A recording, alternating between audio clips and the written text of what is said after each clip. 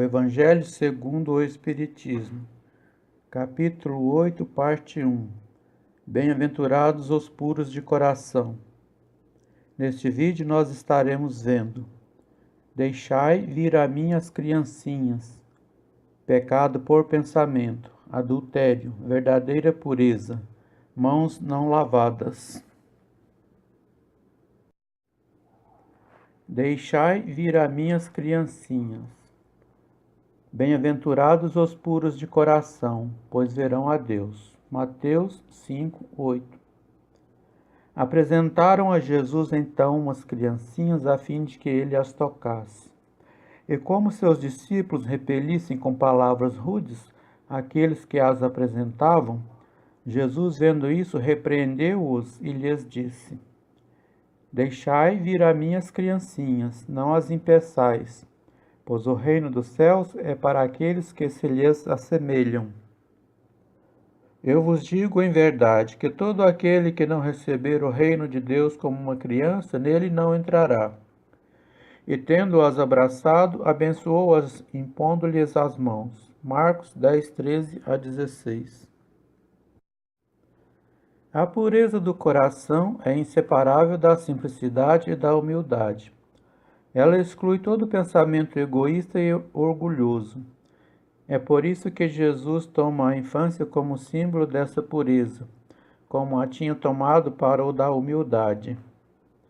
Esta comparação poderia parecer injusta se considerássemos que o espírito da criança pode ser muito antigo e que traz ao renascer para a vida corporal as imperfeições das quais não se libertou nas existências anteriores. Somente um espírito que tivesse atingido a perfeição poderia nos dar um modelo da verdadeira pureza. Mas ela é exata do ponto de vista da vida presente, pois a criança, não podendo ainda manifestar nenhuma tendência perversa, oferece-nos a imagem da inocência e da candura. Além do que, Jesus não diz de uma maneira categórica e absoluta que o reino de Deus é para elas, mas sim para aqueles que se lhes assemelham. Uma vez que o espírito da criança já viveu outras encarnações, por que não se mostra desde o nascimento tal como é? Tudo é sabedoria na obra de Deus. A criança tem necessidade de cuidados delicados que somente a ternura maternal pode lhe dar, e essa ternura se torna mais necessária diante da fraqueza e da ingenuidade da criança. Para uma mãe, seu filho é sempre um anjo, e é preciso que seja assim para cativar sua solicitude. Ela não teria o mesmo devotamento se, no lugar da graça ingênua, sentisse sob traços infantis um caráter viril e as ideias de um adulto, e muito menos se conhecesse o seu passado. Aliás, é preciso que a atividade do princípio inteligente seja proporcional à fraqueza do corpo, que não poderia resistir a uma atividade muito grande do espírito, assim como vemos nas crianças precoces. É por isso que, na proximidade da encarnação, o espírito, entrando em perturbação, perde pouco a pouco a consciência de si mesmo, ficando durante um certo período numa espécie de sono, durante o qual todas as suas capacidades permanecem adormecidas. Esse estado transitório é necessário para dar ao espírito um novo ponto de partida e fazê-lo esquecer, em sua nova existência terrena, as coisas que pudessem atrapalhá-lo. Entretanto, seu passado reage sobre ele e, desse modo, renasce para uma vida maior, mais forte moral e intelectualmente, sustentado e acompanhado pela intuição que conserva da experiência adquirida. A partir do nascimento, suas ideias retomam gradualmente seu impulso, à medida que se desenvolvem os órgãos. Daí pode-se dizer que, durante os primeiros anos, o espírito é verdadeiramente criança, pois as ideias que formam a qualidade de seu caráter ainda estão adormecidas. Durante esse tempo em que seus instintos dormitam, ele é mais flexível e por isso mesmo mais acessível às impressões que podem modificar sua natureza e fazê-lo progredir, o que torna mais fácil a tarefa dos pais. O espírito veste, pois, por um tempo, a roupagem da inocência, e Jesus sabe dessa verdade quando, apesar da anterioridade da alma, toma a criança como símbolo da pureza e da simplicidade. Pecado por pensamento, adultério. Vós aprendestes o que foi dito aos antigos: não cometereis adultério. Mas eu vos digo que qualquer um que tiver olhado para uma mulher cobiçando-a, já em seu coração cometeu adultério. Mateus 5, 27 e 28. A palavra adultério não deve ser entendida aqui no sentido que lhe é próprio, mas sim num sentido mais geral. Jesus empregou-a muitas vezes, com um sentido mais amplo, se referindo ao mal, ao pecado e todo e qualquer mau pensamento, como ocorre, por exemplo, nessa passagem. Porque se alguém se envergonhar de mim e de minhas palavras dentre esta geração adúltera e pecadora, o Filho do Homem também se envergonhará dele, quando vier acompanhado dos santos anjos na glória de seu Pai. Marcos 8:38. A verdadeira pureza não está apenas nos atos, está também no pensamento, pois aquele que tem puro o coração nem mesmo pensa no mal.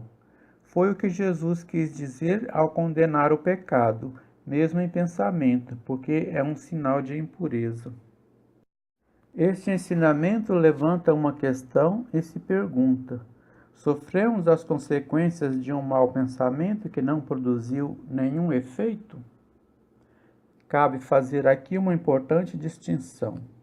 À medida que a alma comprometida no mau caminho avança na vida espiritual, vai se esclarecendo e se desfaz pouco a pouco de suas imperfeições, conforme a maior ou menor boa vontade que o homem emprega, em razão do seu livre-arbítrio. Todo mau pensamento é, portanto, o resultado da imperfeição da alma, mas de acordo com o desejo que tiver de se purificar, até mesmo este mau pensamento torna-se para ela um motivo de progresso, pois o repele com energia. É um sinal de esforço para se apagar uma imperfeição. Desta forma, não cederá à tentação de satisfazer um mau desejo, e após ter resistido, se sentirá mais forte e alegre com a sua vitória. Aquela que, ao contrário, não tomou boas resoluções e ainda procura a ocasião de realizar um mau ato, se não o fizer, não será por não querer, mas sim pela falta de oportunidade favorável. Ela é assim tão culpada quanto se o tivesse praticado.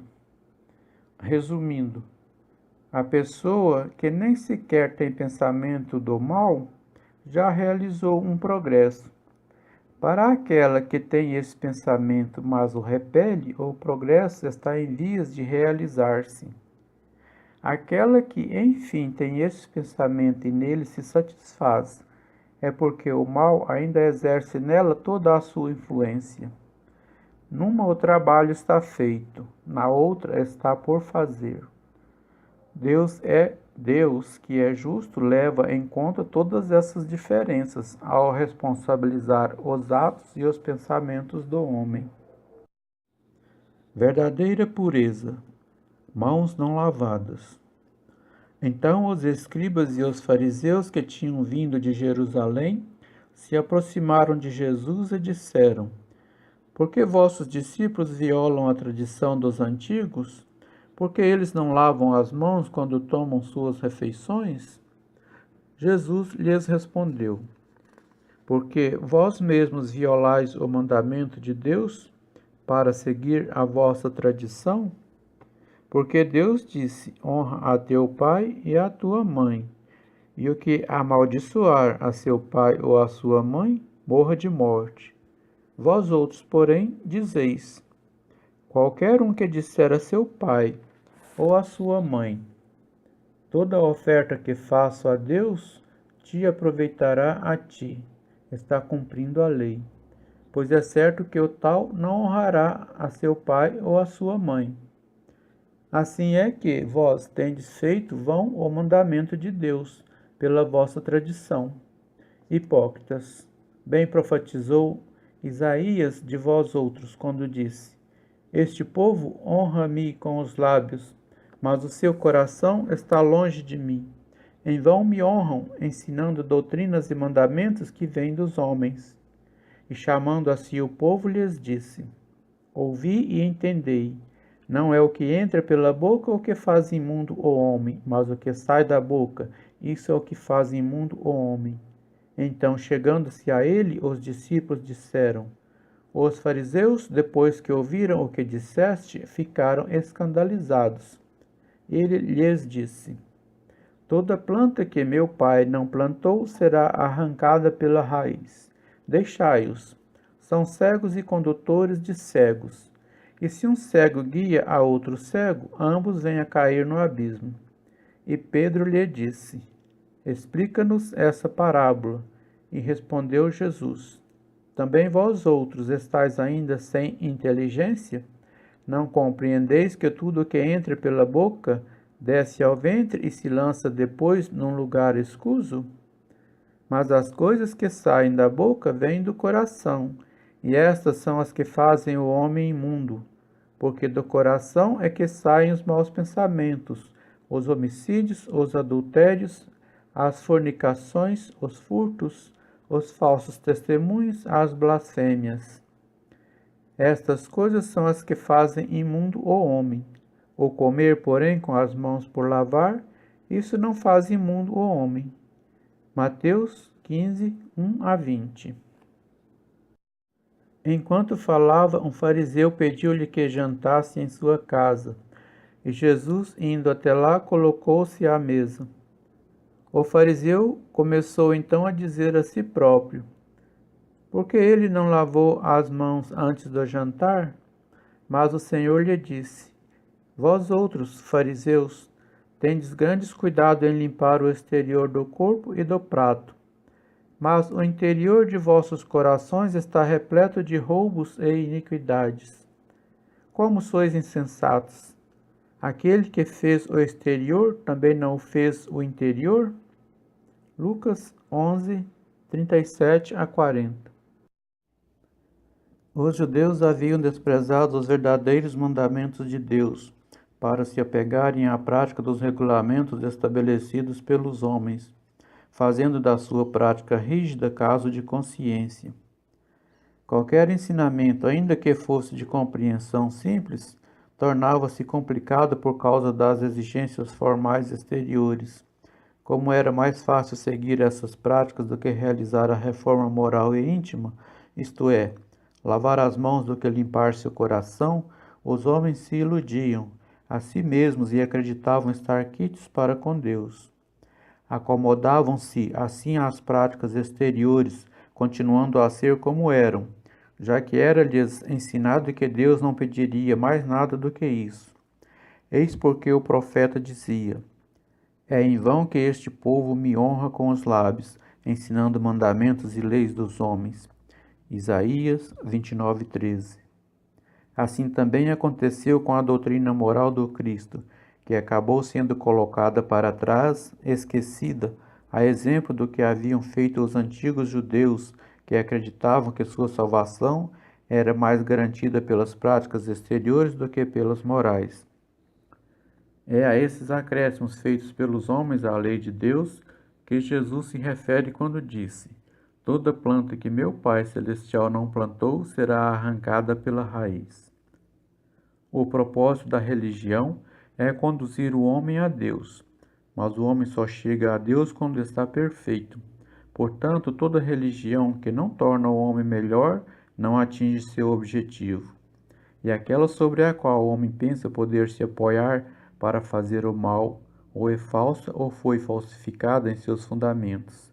E é esse o resultado a que chegam todas aquelas em que a forma se impõe ao fundo. A crença, seja ela qual for, na eficiência dos símbolos exteriores, é nula se não impede que se cometam homicídios, adultérios, roubos, calúnias e o mal ao próximo. Ela faz supersticiosos, hipócritas ou fanáticos, mas não faz homens de bem. Não basta, portanto, ter aparência de pureza. É preciso, antes de mais nada, ter a pureza de coração. E terminamos aqui a leitura da primeira parte do capítulo 8.